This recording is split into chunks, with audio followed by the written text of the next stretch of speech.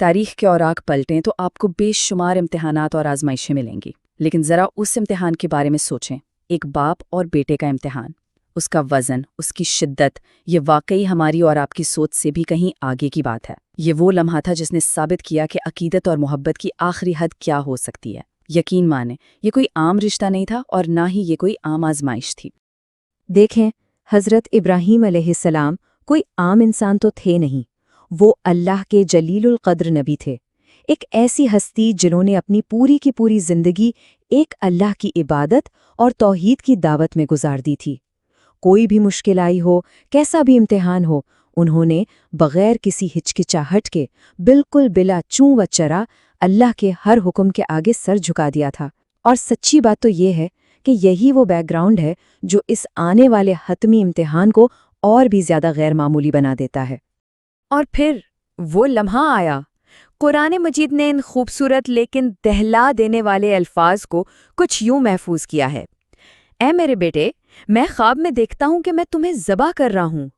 ذرا تصور کریں اس بات کا، جب بیٹا اس عمر کو پہنچا کہ باپ کے ساتھ چلنے پھرنے کے قابل ہو گیا تو حضرت ابراہیم علیہ السلام نے اپنا یہ خواب اسے سنایا۔ اب چونکہ انبیاء کا خواب تو سچا ہوتا ہے تو وہ فوراً سمجھ گئے کہ یہ کوئی عام خواب نہیں ہے، بلکہ دراصل اللہ تعالیٰ کا ایک براہ راست اور اٹل حکم ہے۔ لیکن اس کے بعد آیت کا جو حصہ آتا ہے نا، وہ انسان کو واقعی سوچنے پر مجبور کر دیتا ہے۔ اب تم بتاؤ، تمہاری کیا رائے ہے؟ ذرا اس لمحے کی ڈرامائی کیفیت کو محسوس کریں۔ ایک باپ جو اپنے اس بیٹے سے ٹوٹ کر محبت کرتا ہے، اس سے یہ غیر معمولی سوال پوچھ رہا ہے۔ یہ حکم تو زبردستی بھی نافذ کیا جا سکتا تھا نا، لیکن نہیں، یہاں بیٹے کی رضامندی اور اس کے اپنے ایمان کا بھی امتحان لیا جا رہا تھا۔ سچ پوچھیں تو یہ لمحہ انسان کو اندر تک جھنجھوڑ دیتا ہے۔ اور یہ تاریخی جواب یہ بڑی شاندار طریقے سے واضح کرتا ہے کہ حقیقی اطاعت آخر ہوتی کیا ہے۔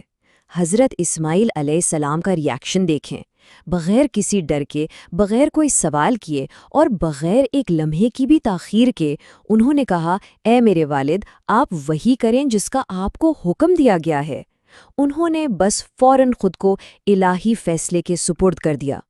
ایک کم عمر بیٹا اپنے باپ سے کہہ رہا ہے کہ وہ اللہ کے حکم پر قربان ہونے کے لیے 100% راضی ہے۔ یہاں محبت، خونی رشتے اور خود اپنی جان تک سے بڑھ کر اللہ کی مرضی کو ترجیح دی گئی ہے۔ اور اس کامل اطاعت کے فوراً بعد جو مرحلہ آتا ہے وہ ہے اللہ کی رحمت۔ یہاں ایک بات بڑی اہم ہے، باپ اور بیٹے نے یہ صرف زبانی کلامی دعویٰ نہیں کیا تھا، انہوں نے پریکٹیکلی قربانی کے لیے پوری تیاری کی، پورے اخلاص کے ساتھ اس عمل کو شروع کیا اور الہی مرضی کے آگے خود کو مکمل طور پر جھکا دیا۔ یعنی انہوں نے اس سخت ترین امتحان کی تمام شرائط کو سچے دل سے پورا کر دیا۔ ذرا ان الفاظ کی گہرائی کو محسوس کیجیے گا۔ جیسے ہی وہ لمحہ آیا، جیسے ہی چھری چلنے والی تھی، اللہ کی رحمت جوش میں آئی اور مداخلت کی، اور ہم نے اس کے بدلے ایک عظیم قربانی عطا کی۔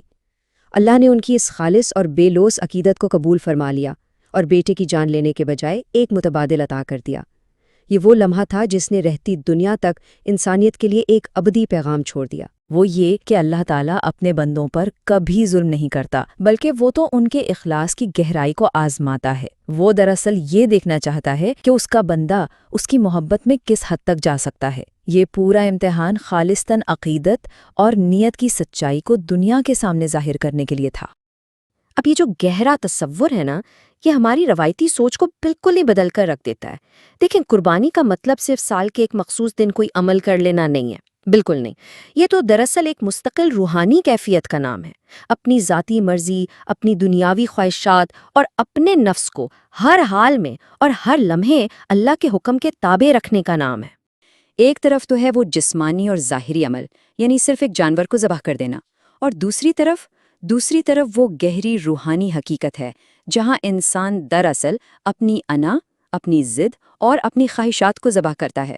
سچی بات تو یہ ہے کہ ظاہری عمل تب تک بالکل بے معنی ہے جب تک اس کے پیچھے نفس کو تابع کرنے کی وہ اصلی حقیقی روح شامل نہ ہو۔ اور بالکل یہی وجہ ہے کہ ہم آج عید الاضحیٰ مناتے ہیں۔ یہ دن محض گوشت تقسیم کرنے یا دعوتیں اڑانے کا تہوار نہیں ہے، بلکہ یہ حضرت ابراہیم اور حضرت اسماعیل علیہما السلام کی اسی شاندار اور عظیم اطاعت کا براہ راست تسلسل ہے۔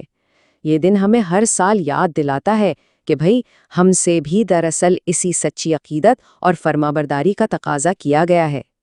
تو آخر میں ذرا اس چپتے ہوئے سوال پر ضرور غور کیجیے گا، کیونکہ اصل کامیابی تو اللہ کے حکم کے آگے سر جھکا دینے میں ہی ہے۔